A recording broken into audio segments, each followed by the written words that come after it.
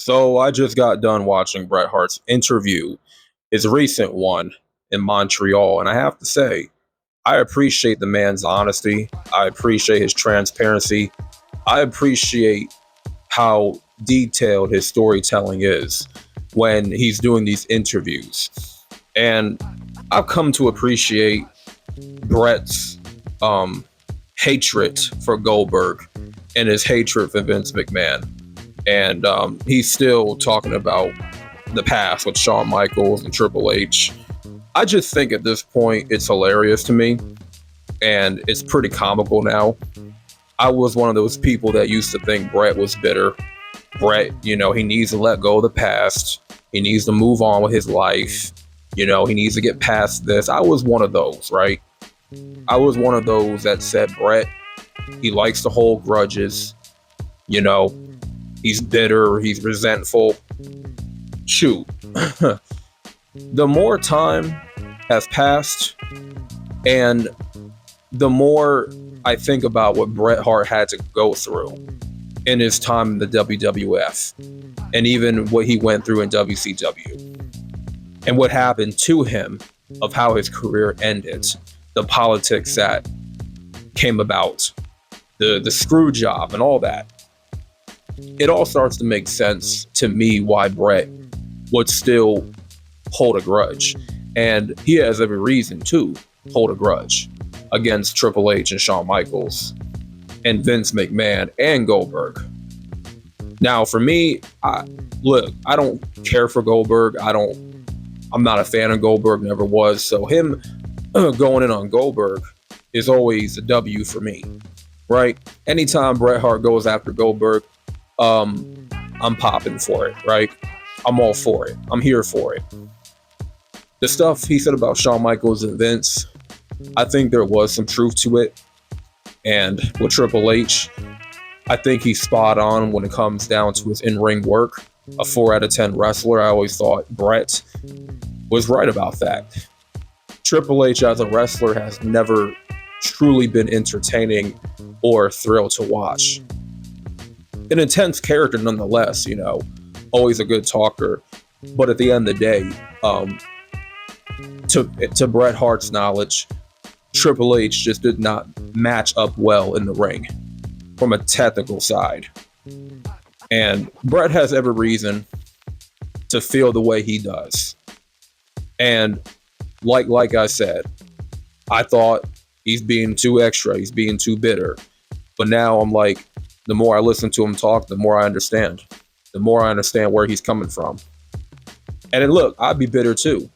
If Goldberg ended my career like that, so miraculously, with just a simple kick to my head, but it was an unsafe kick, nonetheless, and that's what took him out. Took him out of the game. Took one of the all-time greats out of the ring.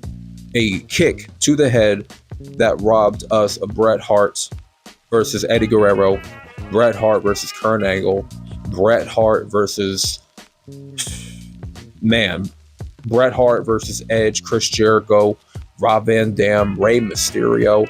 He even mentioned in that interview how he would have loved to face Rey Mysterio, and that he has always appreciated Rey's style in the ring and called him one of the all-time greats. He actually said Rey Mysterio is the best to ever do it, which that is a huge compliment to receive from Bret Hart. And I would love to see that match. That match to me would be a money match for sure.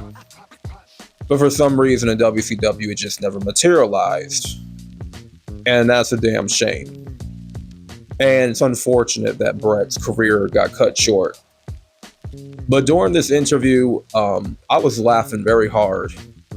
I was cracking up when he was talking about the idea of Shawn Michaels and Vince McMahon having a thing going on backstage, and how he suspected that those two were gay lovers.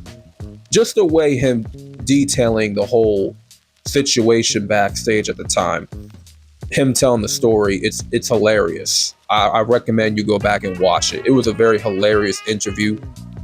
because of how bold and honest he was.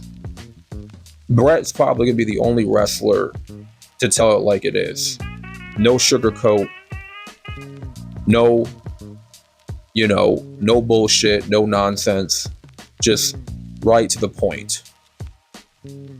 And Bret, to me, he has every right to brag about his in-ring work and put himself over, because Bret did amazing work in the ring. Unlike Goldberg.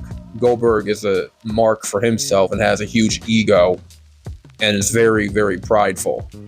And I'm going to make another video about Goldberg sooner or later, right? Because I got something I got to talk about with his the recent news concerning him.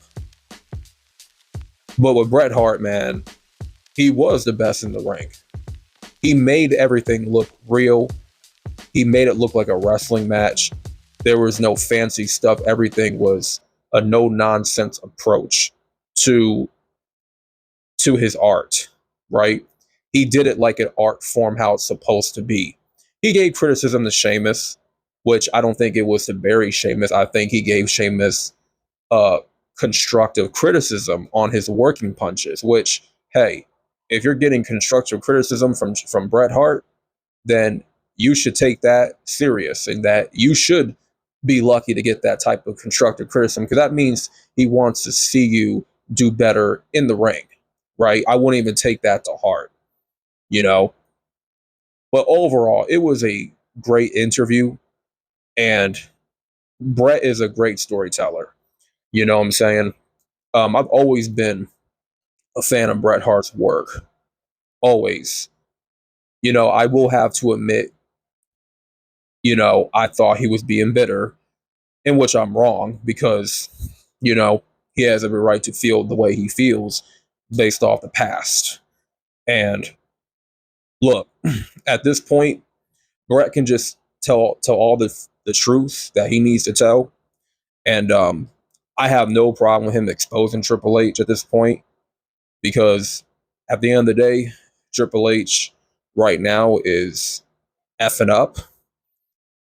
He is falling flat with running the company. And Bret might be onto something when he says Triple H doesn't have a creative bone in his body.